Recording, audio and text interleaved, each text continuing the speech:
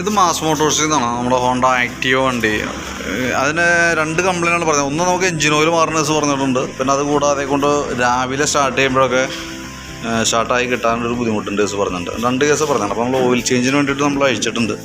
Oil മാറുന്നുണ്ട്, level കുറവോ കാര്യങ്ങളൊന്നുമില്ല. ഓയിൽ കളറ് മാറിയിട്ടുണ്ട്, ഓയിൽ ചേഞ്ചിൻ്റെ ടൈം ആയിട്ടുണ്ട്. പിന്നെ അതുപോലെ നമ്മൾ രാവിലെ സ്റ്റാർട്ട് ചെയ്യുന്ന സമയത്ത് നമുക്ക് കംപ്ലയിൻ്റ് എന്ന് പറഞ്ഞു കഴിഞ്ഞാൽ ചോക്കിൻ്റെ കേബിളാണ് പ്രശ്നം. കാരണം ചോക്ക് കേബിൾ വർക്കിംഗ് അല്ല.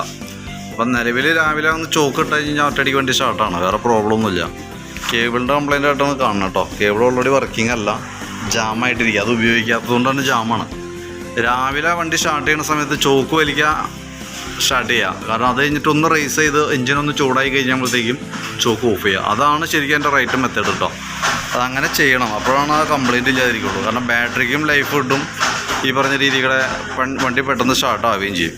പിന്നെ വണ്ടിയുടെ അവസ്ഥ മോശമാണ്. കാരണം എന്ന് വെച്ച് കഴിഞ്ഞാൽ അതിൻ്റെ ഉള്ളിലൊക്കെ അത്യാവശ്യം എഞ്ചിൻ റൂമിൻ്റെ ഉള്ളിലൊക്കെ ഫുള്ള് ചെളിയും കാര്യങ്ങളൊക്കെയാണ്. ഇപ്പം നിലവിൽ നമുക്ക് ഈ പറഞ്ഞേക്കുന്ന കംപ്ലയിൻറ്റ് മാത്രമാണ് ചെയ്യണത്. ചോക്ക് കേബിൾ മാറണുണ്ട്, അതേപോലെ തന്നെ എഞ്ചിൻ ഓയിൽ മാറണുണ്ട് കേട്ടോ. അപ്പോൾ ഈ കേസാണ് ചെയ്യണത്.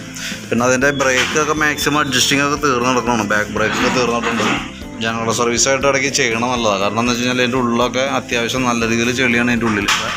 ജനറൽ സർവീസിലൊക്കെ ആകുമ്പോൾ അത്യാവശ്യം എല്ലാ ഭാഗങ്ങളും അഴിച്ച് ചെക്ക് ചെയ്യണ കൂട്ടത്തിൽ കൂടെ വേണമെങ്കിൽ നമുക്ക് ഇതേപോലെ തന്നെ ഓപ്പണായിട്ടൊന്ന് വാഷ് ചെയ്ത് അതിൻ്റെ ഉള്ളിലുള്ള ചെളിയൊക്കെ കളഞ്ഞ് ക്ലിയർ ചെയ്ത് റീസെറ്റ് ചെയ്യാനായിട്ട് പറ്റും.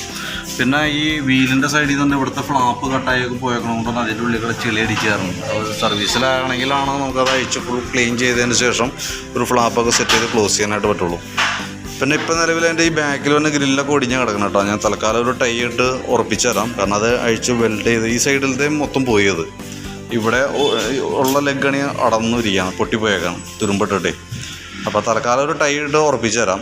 ബാക്കിത്തെ ഈ പറഞ്ഞിരിക്കുന്ന വർക്ക് ചെയ്യുന്നുണ്ട്. ചോക്കിൻ്റെ കേബിൾ മാത്രമാണ് മാറ്റണത്, അതേപോലെ തന്നെ എഞ്ചിൻ ഓയിലും മാത്രമാണ് ചെയ്യണത് കേട്ടോ. അപ്പോൾ ഞാൻ അതിൻ്റെ ഒരു എസ്റ്റിമേറ്റ് നോക്കിയിട്ട് അതിൻ്റെ ഡീറ്റെയിൽസ് ഒന്ന് വാട്സാപ്പിലേക്ക് ഇട്ടേക്കാം.